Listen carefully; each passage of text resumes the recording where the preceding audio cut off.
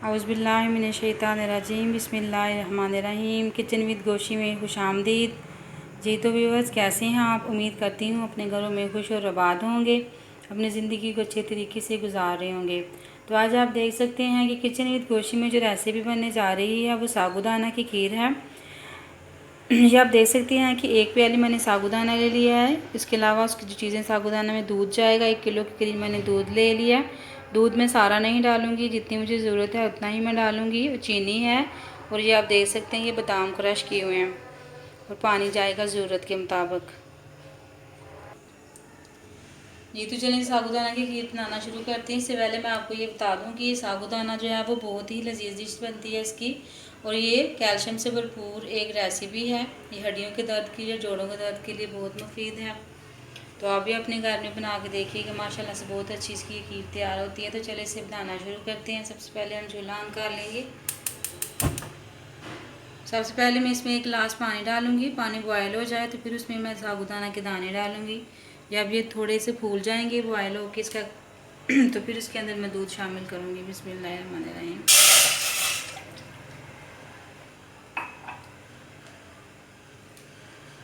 इसे बॉयल होने देते हैं पानी को।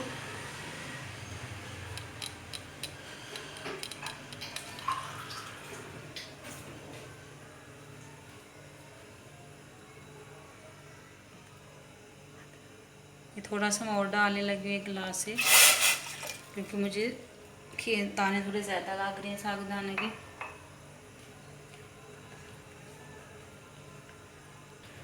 जी तो आप देख सकते हैं कि पानी में बबल्स बनना शुरू हो गए हैं। अब इसमें मैं साबूदाना डाल दूंगी।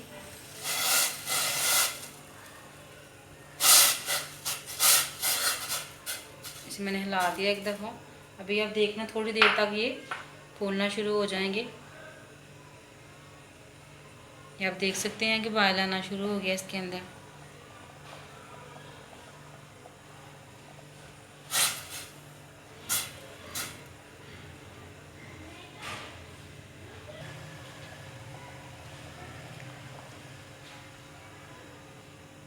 ये आप देख सकते हैं कि हाफ दाने जो है वो फूल चुके हैं, अंदर से भी थोड़े थोड़े बाकी हैं। अभी थोड़ी देर इसे और पकाएंगे, फिर इसके अंदर दूध शामिल करेंगे और चीनी।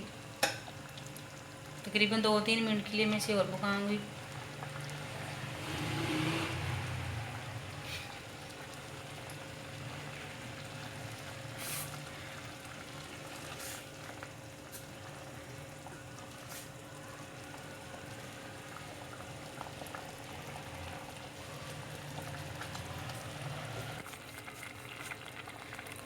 जी तो आप देख सकते हैं, ये देखिए आप,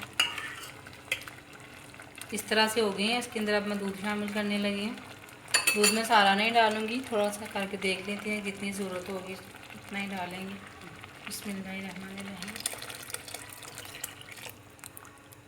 बस इतना सा डाल के देख लेते हैं। अगर ये ज़्यादा थिक हो जाएगी फिर और डाल देंगे।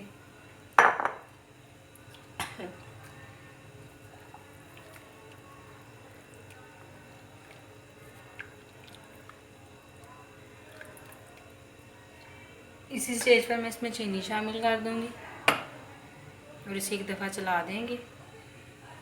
फिर इसे तकरीबन 3-4 मिनट के लिए पकाएंगे। ये देखिए इसमें चीनी शामिल करने लगी।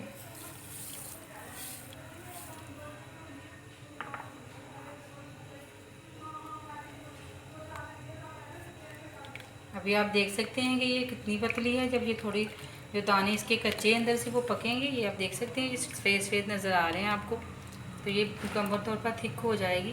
फिर हम इसे डिश आउट कर लेंगे।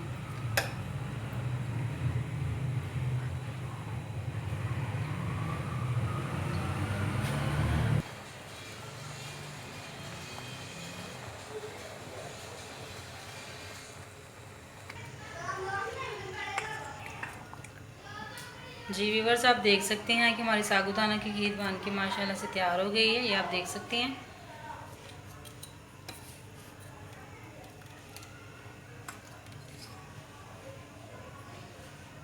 इसे मैं आपको स्पून में डाल के दिखाती हूँ।